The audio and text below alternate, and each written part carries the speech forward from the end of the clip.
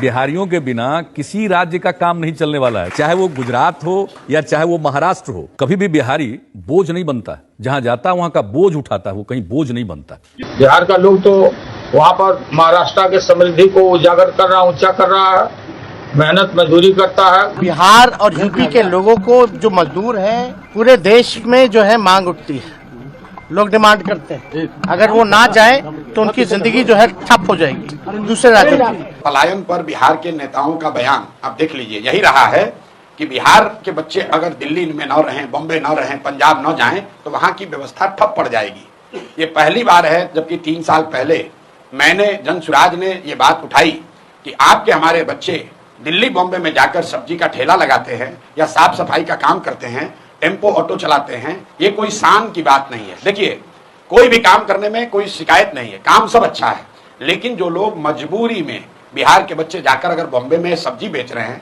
या वहां पर झाड़ू लगा रहे हैं या वहां पर ऑटो रिक्शा चला रहे हैं, पंजाब के खेतों में जाकर मजदूर का काम कर रहे हैं, ये शान और गौरव की बात नहीं है।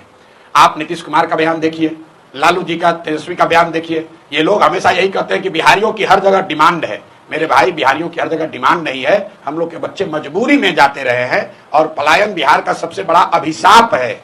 ये शान की बात नहीं है। शान की बात तब होती जब हम लोग यहाँ पर सब्जी उगाते और रेफ्रिजरेटेड ट्रेन से वो सब्जी दिल्ली जाती और तब हम लोग कहते कि अगर हम लोग से उलझोगे तो तुम्हारा खाना पीना दाना बंद कर देंगे। तो पलायन की बात उठाई है हम लोगों ने, क्योंकि गांव गांव में जाकर देखा कि इसका आर्थिक सामाजिक कितना बड़ा इसका नुकसान है। आप जरा इसको दूसरे तरह से समझिए। मध्यम वर्गीय परिवारों में किसी का पति 10-15 दिन बाहर चला जाता है तो लोग कहते हैं भैया 10 दिन से उनका पति बाहर है। बिहार के ज्यादातर परिवार में महिलाओं की यह नियति बन गई है कि उनके जो पति हैं वो कमाने के लिए जीवन भर बाहर ही रहेंगे। घर में जो भी युवा है वो जीवन भर बाहर ही रहेगा। कोई छठ में, ईद में, शादी ब्याह में घर आता है, बाकी 12 में 10 महीने वो बाहर रहता है।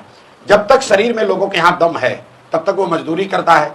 60-65 वर्ष का हो जाएगा तो बूढ़ा जब हो जाएगा, मजदूरी नहीं कर सकता है तो गांव आता है। और फिर उसके परिवार का जो सबसे नया लड़का है, 16 साल का, 18 साल का, वो लड़का ट्रेन में फिर मजदूर बनकर जाता है। ये पीढ़ियों से बात चलती आ रही है, ये रुकना चाहिए।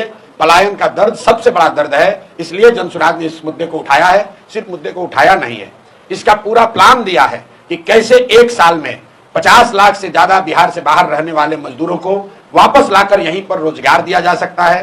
कल भी अभी सिवान में 15 मिनट तक मैंने इसको समझाया है। एक लाइन में आपको बता दूं, जनसुराज का जो मॉडल है कि जिस दिन बिहार से पूंजी का पलायन रुकेगा उसके बाद बुद्धि का पलायन रुकेगा, पूंजी और बुद्धि का पलायन रुकेगा तो श्रम का पलायन अपने आप रुक जाएगा।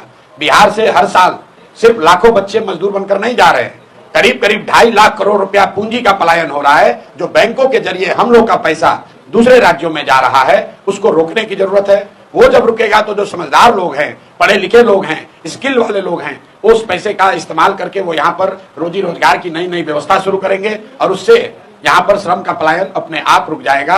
1 साल में, जनसुराज का वादा है, 1 साल में किसी भी व्यक्ति को मजबूरी में, अंडरलाइन कर रहे हैं, मजबूरी में, स्वेच्छा से जाना चाहते हैं जाइए, लेकिन मजबूरी में अपने बच्चों का पेट भरने के लिए हरियाणा, पंजाब, दिल्ली, बॉम्बे जाने की जरूरत नहीं पड़ेगी।